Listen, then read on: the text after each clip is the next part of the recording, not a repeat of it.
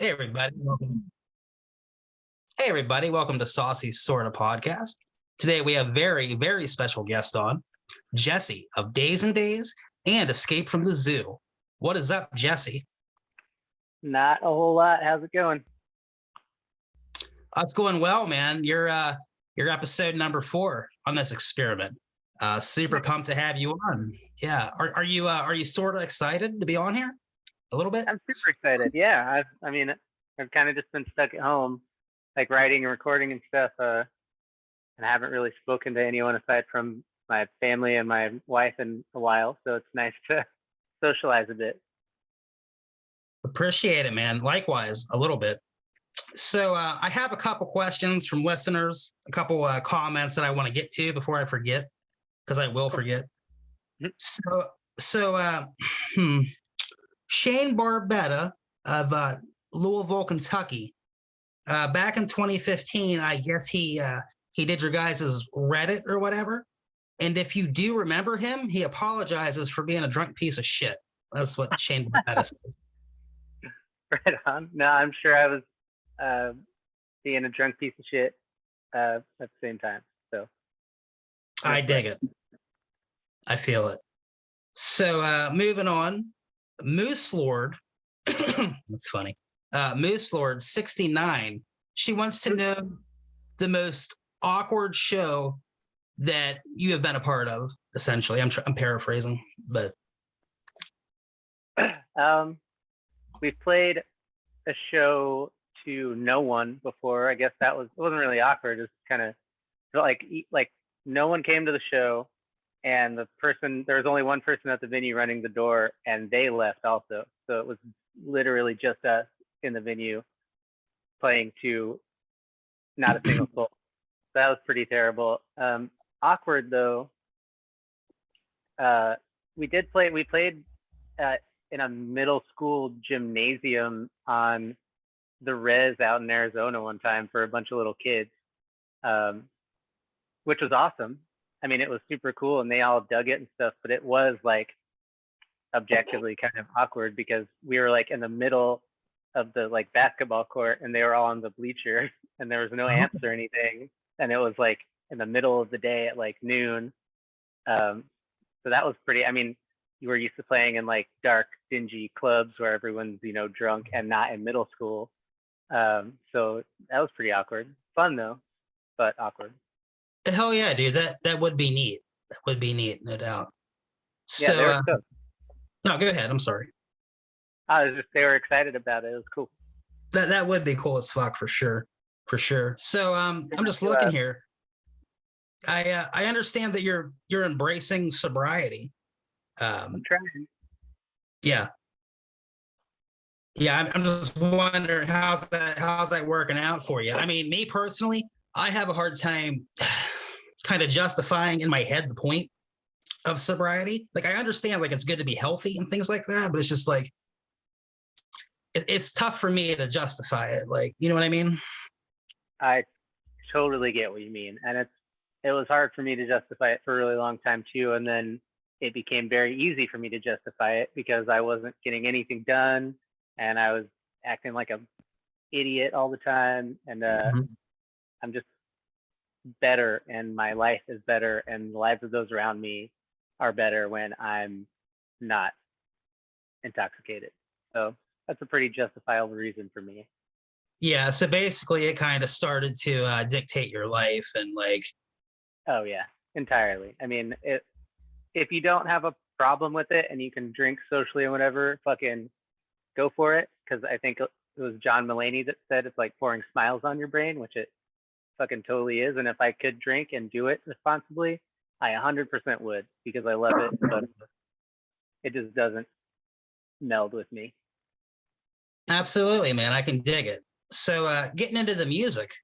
So I know like back like during Rogue Taxidermy and stuff like that, you guys were doing most of your stuff in a closet. Is that right? You were recording like in a closet, which I fucking love that sound. So my question is being on Fat, like how are you adapting from going from the closet to a different type of setting, like something like Fat?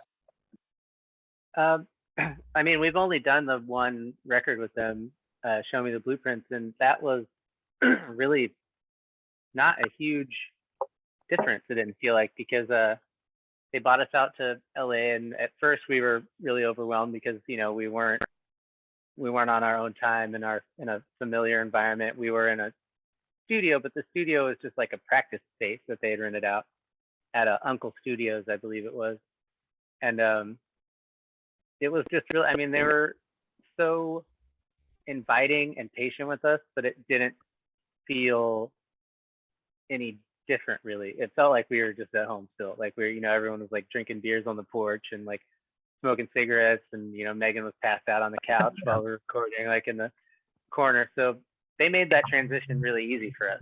It didn't seem awkward or as scary as we thought it might be. That's fantastic, man. I know, like I love like a lot of Fat bands, man, and like I always thought though, to work on Fat records, like Fat Mike, a little bit of dick, just a little bit, and I'm kidding a little bit, of course, but to the studio, is he like a dog personality or? Sorry, you're breaking up just a little bit there. What was that? No, yeah, I was just asking about working with Fat Mike in general. He seems like he could be a bit of a dick, a bit of a domineering personality. Is there any accuracy to that? He's definitely like an energy. Like he's a force in the room. Like he's a performer, and you can tell. And it's like but he's like the sweetest dude ever. He's never been an asshole to me once. Just always super cool, super supportive, and it's always just a fun time hanging out with him. But yeah, he's definitely like a force of nature. We've hung out with him quite a bit at this point, and I still like get a little starstruck and like trip over my words when I'm chatting with him sometimes. That's awesome though, man. That's got to be a little bit surreal, kind of what you're talking about. Yeah, completely. That's like, to think that these dumb little songs we started making when we were 16 led to us like kicking it with Fat Mike on his tour bus, driving out to Amsterdam. It just like blows my mind entirely. Fuck yeah, man. I mean, that's all. Yeah, I mean, you pretty much covered everything there. Fucking Goodbye Lulu is one of my favorite tunes off of, you know what I mean? And then you did a part two later on. But I was curious, did you have, when you wrote it, or when you guys wrote it, a particular person in mind that inspired it, or was it just kind of a general concept that inspired that tune? So Goodbye Lulu is like a verb. To goodbye Lulu someone, to throw them off a freight train. So Lulu's not a person. And I wasn't thinking about a specific person. I would never throw or want to throw someone off a freight train. That's terrible. But yeah, it was just kind of jabbing fun at the whole like Oogle Latfo culture that we kind of came up in. Laugh at yourself and your friends, right? Sure, absolutely. And that's pretty much what I figured. I just wanted to make a double check, if you would. Just curious, like if there was anybody you had in mind that No. Which obviously there was a lot. So something new I'm trying on this little experiment my band's doing, this podcast, is it's a new segment called Ask Saucy Anything. So you don't know me, but you can command me to answer any question that you want, and I can answer honestly, and I will. So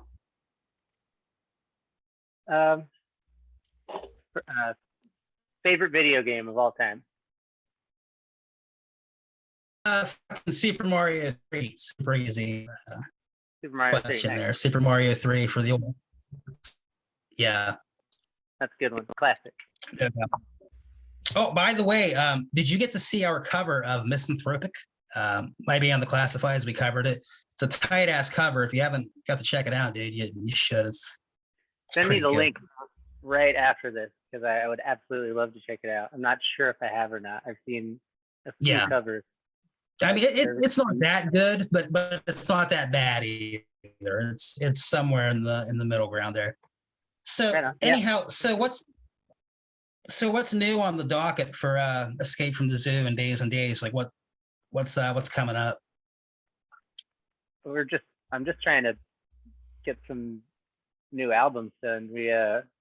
I just have so many songs that I've been sitting on for so long, and now I'm having this problem for the first time really ever, where I'm having trouble deciding which band to use which song for. And that's never really been an issue for me. I've always kind of just like known where the song's going when I started writing it, but I think I've just been in the same spot writing alone for so long that I'm having trouble kind of figuring out where the tune should go. But I've got a lot of songs I'm just working on, so hopefully we'll have something out sooner than later. So I gotta ask you, is that the same couch from the Breakdown music video? It looks like it's the same Yeah. couch. Dude, I've been stuck on that song for like fucking, I don't know, quite some time now. It's just the video is so good, the song was so good with the video. It's just like it's incredibly done. Now Veronica, she did that video, right? Is that, I could be wrong on that. I don't really know. I think she shot like one little clip for me, but I shot and edited it and everything. Right on. Yeah, beautiful piece of work, man. Yeah, go ahead. I'm sorry. I don't. The connection's bad. It's hard to, you know.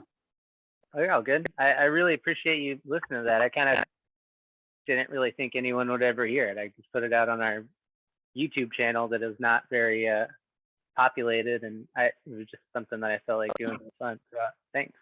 No, dude. Yeah, I mean the way you go from that rhythmic, like where you're on the keyboard part, you know, to the to like the more guitorial scream part, and then like it's like it has so many different parts to it, and then it ends very smooth, like with that like classic like happy undertone type of vibe to it that goes out, you know. Really enjoyed that. Yeah, man.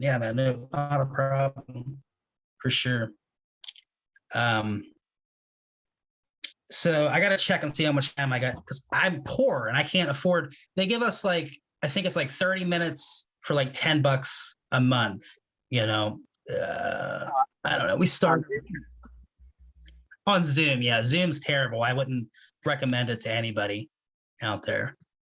Yeah, I don't know. I would invite you to play a song, but the connection's so poor right now. That's always the issue with trying to play songs over Zoom. They're either just pick up horribly because for some reason the microphone works weird with Zoom, or it's like super choppy. Yeah. So I got one more serious question for you, and you can either answer it or not answer it. It's up to you. But how good is Fat Mike's drugs? I'm just saying. I know he's got them. I know they got to be good. Are they good? You know, I'm just saying. Before Veronica and I got sober, we did party with them at Punk Rock Bowling in Vegas, and it was a party. I dig it. I figured as much, man. Well, hey, I gotta go feed my cat, but I sure do appreciate you being on here. Yeah, thanks so much for having me. That was a blast. Oh yeah, for sure, dude. And until the next time, keep it saucy. Back at you. Right on, man. Later on.